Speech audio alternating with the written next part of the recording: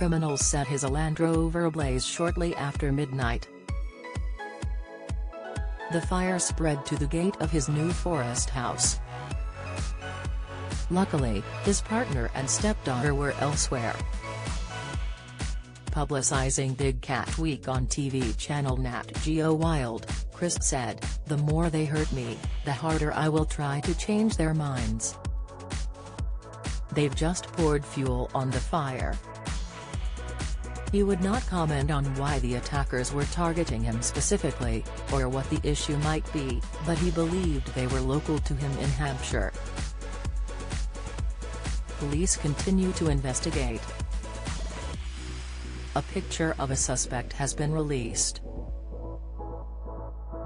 The serious attack came a day before he delivered a petition to Buckingham Palace, calling on the royal family to conserve nature on their estates and reintroduce animals such as beaver and wild boar.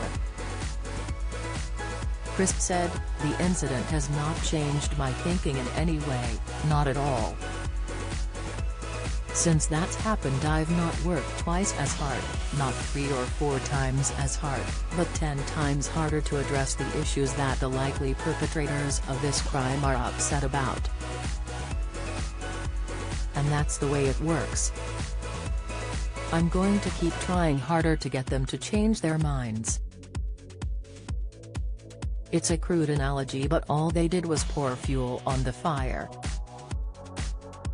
"It's just encouraged me to be more and more determined and dogged in my cause." Packham has spoken previously about internet trolls who fill my timeline with hate. On the investigation, he added, "The Hampshire police have been brilliant, they always are, and they are still pursuing lines of inquiry. We both have suspicions about which community is involved here."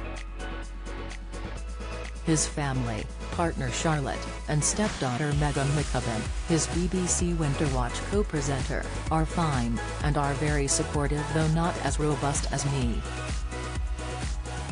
He said, "Maybe they get a bit more angry about it than me, but I don't waste too much time doing that. I certainly don't waste any time hating anyone.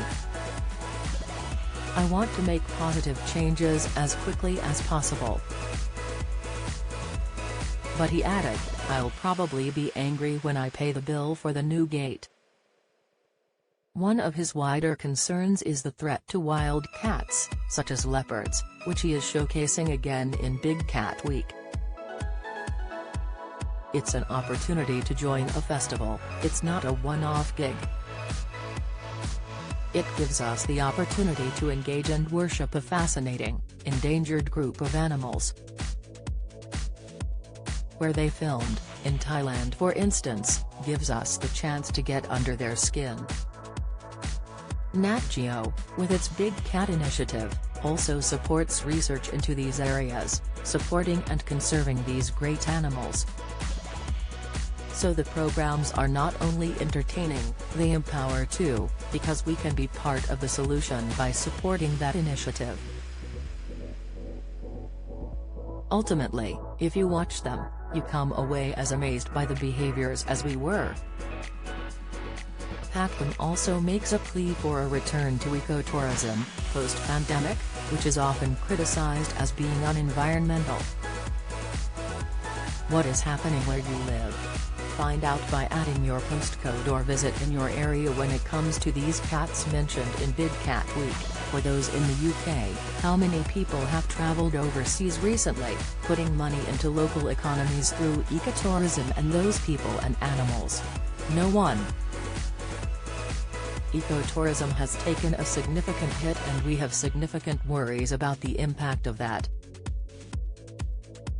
Things like tigers and gorillas, the reason they probably persist is they have an economic value to that community.